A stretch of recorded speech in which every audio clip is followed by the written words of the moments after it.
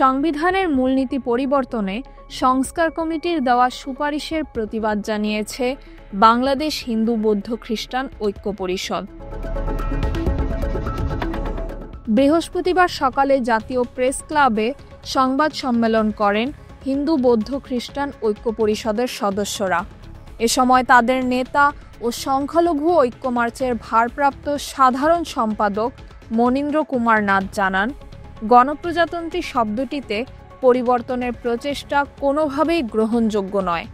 এ সময় সম্মিলিত সনাতনী জাগরণ জোটের মুখপাত্র চিন্ময় কৃষ্ণ দাস ব্রহ্মচারীর মিথ্যা মামলা প্রত্যাহার ও কারা মুক্তির দাবি জানান তিনি।